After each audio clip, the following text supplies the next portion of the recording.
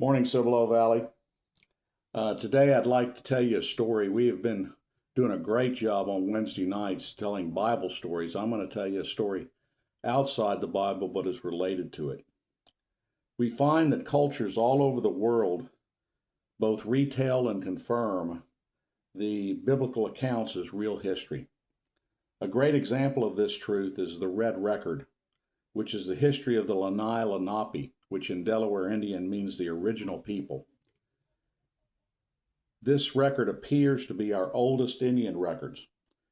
And again, these are the Delaware Indians. Their Wallam Olam, translated Red Record, tells the creation account and history of the Indians crossing Asia and the Bering Land Bridge into North America. Such details place the origins of this document to more than 4,000 years ago. Their history was recorded in their own ideographs or picture symbols.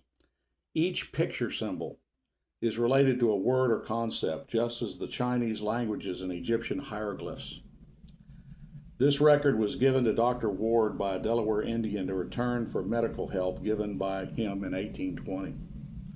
The record was on sticks, or tablets made from wood bark.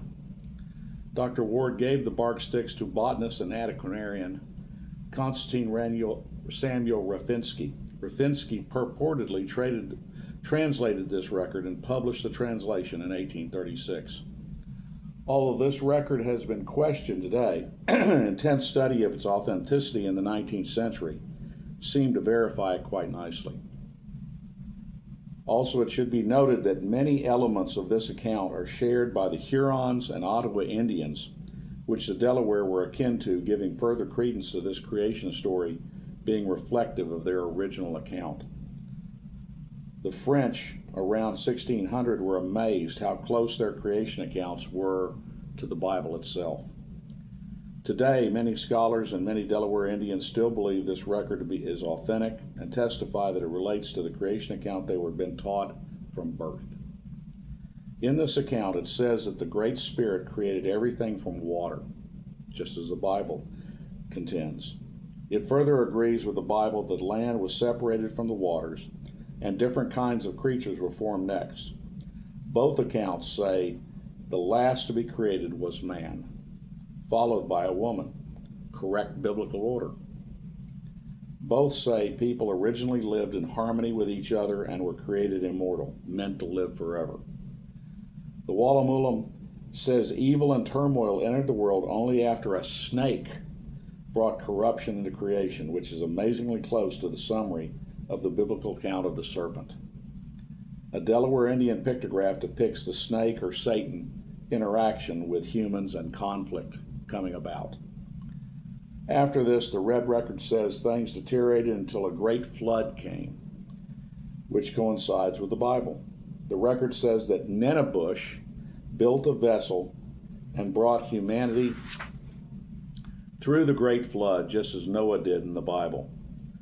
It's fascinating how in so many of these stories the Noah character has different names, but that name frequently starts with an N, or that dialect's equivalent of an N. After this, the record tells of the trek through the great fields of the ice into North America across the Bering Strait. These records show that the Genesis account predates the Enuma Elish and Gilgamesh and all other accounts by many hundreds of years.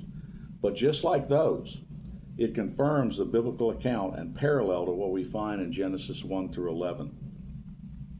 It is also interesting to note the resemblance between many Chinese and Delaware Indian ideographs. Both the Chinese and Delaware Indian glyphs for fruit show a flower sprouting from the ground. Glyphs or pictures in both languages are very similar. The Chinese glyph for misery is very reminiscent of the Delaware glyph for sorrow. The symbols in each language for prayer, garden, and many other concepts are similar to each other. This may indicate these ideographs not only came from a shared experience and knowledge of the Bible, but also that these two groups may have diverged from each other along the trek of their two cultures across Asia after being displaced or dispersed from Babel. Such a scenario is very consistent with the biblical account of the dispersion after Babel. If we believe the Bible is relating real history and not myths, not just moral stories, it brings the scriptures alive in a way we are missing too often in church today. Further, knowing that we have the absolute truth in all scripture increases and substantiates our faith in God and His Word. These stories of these other cultures that relate and take from the Bible show that creation account was first.